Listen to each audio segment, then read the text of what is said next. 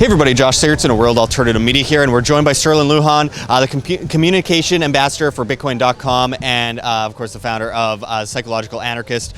Very interesting work that you do, sir. I've talked with you before. We're going to do something a little bit different today because we're going to talk about Alfie Evans, who many of you may know recently in Britain was basically left for dead by the public healthcare system, by the hospital, and by the government. And I think it's really important that we go into this topic because it's not something that, as you've mentioned to me last night, that a lot of independent medias are really hammering home. And, you know, it's such a horrible, abhorrent issue. Can you go into basically the backstory of what happened?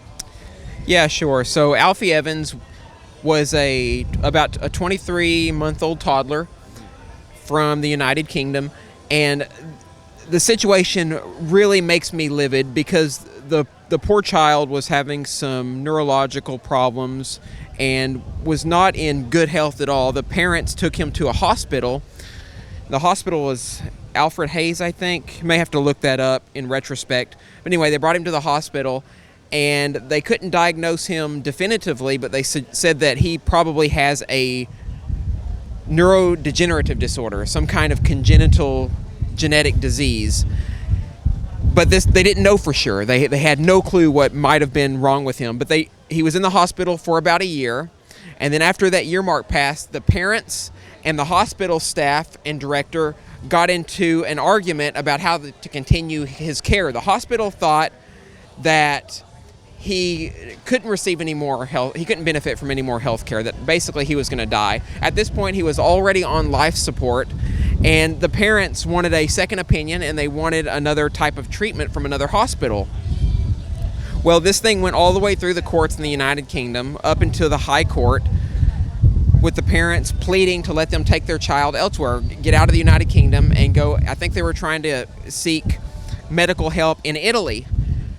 But unfortunately, the United Kingdom ruled that the parents won't have a decision about the child's life, and that the child, since the disease is so advanced, there's nothing they can do, so they decided to go ahead and pull the plug on poor Alfie Evans' life support. So, I believe he lived about another 3 or 4 days, maybe a week, and it was suggestive then that there could have been hope for the child to continue living. Yeah, it looks like the disease probably was advanced, but even if it was advanced and the child was going to die, it's still not up to any government, any politician, any bureaucrat, or any kleptocrat to make a determination on a child's life if the parents don't deem that necessary. What that suggests, and it's a frightening, Orwellian, nonsensical suggestion, is that the government owns people and owns the children of parents. I don't know about you all, but that isn't the kind of world that I want to live in, where a government can make a determination on anybody's life, especially on a child's life, where the parents want to do everything in their power to save that child. Can you imagine being the parents of a child like this and having the government tell you that you can't exercise your options within the medical community? So it's fascism by government, and then it's fascism by the medical establishment, because they're the ones who took them to court over this determination. Well, and it's this idea that this collectivist complex, an organized crime racket we call government, can make choices for people, for parents, for children. And as you mentioned, yeah, the child could have died if you went to Italy or another place like that for treatment, but it's not about whether he could have. We know he did die by being kept in that hospital. And to think that a government is so incredibly immoral, and we as anarchists know very well that a government in itself is very immoral, but I think this might have woken up a lot of people to this insane fact that government, it's like that whole saying, you let your community raise your child. Well, no, as an individual, you have that child, you have a lot more say over it than a government, and if you're trying to save a life, all these stupid regulations, all these stupid little loopholes, all these stupid little laws in place that are completely irrelevant to any need or necessity that we have in life. I mean, isn't this the height of absurdity? So going forward, what can we learn from this disgusting case. I mean, I'm sure this isn't the only case like this. I'm sure there's many others that we're not hearing about in the media. But what can we learn going forward, and what should people do about it? Yeah, that's a great point. And first, I want to mention that you're right. There have been cases like this in the past where the government has made determinations on what should happen. But I think going forward, what we need to do is continue to preach this idea that people are sovereign individuals, that people's children are under the custodial guidance of the parents and not under control of any kind of government. So this teaches us that not only is government evil in this regard, but it's also evil in the sense that these problems snowball. The more power that you give to government to control your life and people's lives around you, the worse these kind of things get. Because once government consolidates some type of power, once it creates some type of rule, law, or regulation, those laws, rules, and regulations remain deeply entrenched and embedded in society. And it's really impossible to pull the plug on government. It's easy for government to pull the plug on children who are on life support, but very difficult to pull the plug on government once it's encroached this far on our life and our liberties. So I think education, continuing education is important, continuing to expose these kinds of government atrocities, and really reacting quickly in the public fold whenever situations like this emerge. Yeah, we always hear that saying, government cares about you, government wants to help you, government is there to help you. And of course, we as anarchists know that that's quite absurd. But nonetheless, most of the public doesn't see that as that absurd. But when you look at, say, the Child and Family Services or Protective Services agencies, when you look at any of these government programs for children, we know that it does more harm than good. We've seen that. We could go into that all day. But also just on the point of the healthcare system, which is supposed to, the government socialized healthcare system, which is supposed to be there to help us all, right? And, it creates that circle, that perpetual circle of problem, reaction, solution, repeat, right? And in the end, I think this is a great example of how free markets flourish much better. If we had the demand of the individuals saying that, look, we want this child to get different kinds of care, if we had the free market and demand, and there's incentive to do the right thing for the market rather than the government, which can get away with basically anything, they don't have to worry about competing against other companies, right? Then we would see a much different end to the story. Now, it may still not be a good end to the story, but we'd still see something different where people had the freedom to actually bring their child for treatment to save their life.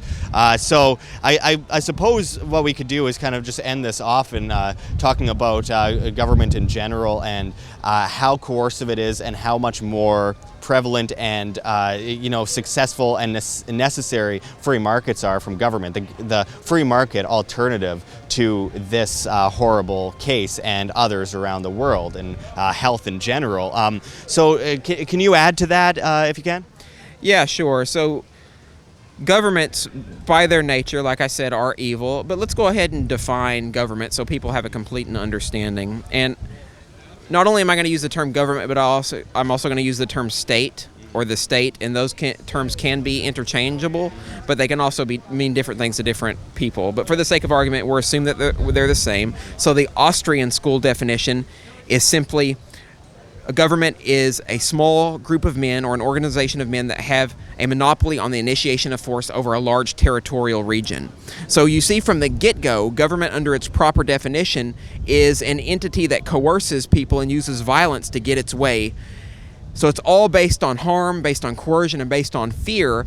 And in this kind of environment, you can't actually no one can actually be helped or get any kind of decent medical procedures, because government will always try to undermine that situation, and people can't actually use the market to choose the appropriate venues and appropriate paths to help their children or to help themselves. So government being involved in this situation or in any other situation in a market environment is utterly doomed to failure because of how coercive and nasty they are. Yeah, this coercive organized crime racket, this collective we call government, basically, the 51% telling the 49% how to live. And I would even ponder to say it's a lot worse than just 51%. It's probably about 2 or 3, not even 0 point something percent when you actually consider the amount of people in office who do whatever they want. Yeah, there's some demand from the constituents, but very little in the large scale of things. So it's really important for people to realize realize that you are individuals, you are free, intrinsically you are born free, the government can't give you freedom, they can only take it away. And it's so important that we as individuals stand up to these absolutely coercive practices of organized crime and stop looking at government as some kind of savior when government has killed hundreds of millions of people. It's polluted the world more than any other thing. But of course, they are going to come to the rescue to save lives and stop pollution, and all those usual arguments. So I'm really glad to talk with you again today, Sterlin. And of course, everyone should check him out at the Psychological Anarchist. Always putting out incredible content. I've been watching you since the beginning, and it's been really incredible watching. You've rallied an audience because you are so in depth in your thinking and your thought process. So it's always an honor to speak with you. Thank you. Yeah, appreciate you, Josh. Thank you, sir. Like what you see here, WAM? Don't forget to check the links below. GoFundMe, Patreon. We can't do it without you. Any donation is very much appreciated, especially as we are so overwhelmingly demonetized and censored by YouTube as the ADL comes in and flags all of our content as hate speech. Also, check our Bitcoin address in the description as well as on the screen for you to scan if you please. And also find us at steemit.com at Josh Sigurdson, the future of social media, where you get paid in the upvote of your post in Steem, the cryptocurrency. And also find us at the Red Pill Expo, which we have a reference link for below in the description and the comments as well. Hosted by G. Edward Griffin, amazing speakers coming out to speak this year. Don't miss it. It's in Spokane, Washington, June 21st to 23rd. We hope to see you there. But until next time, this is Josh Sigurdson signing out from World Alternative Media. Find the truth, be the change.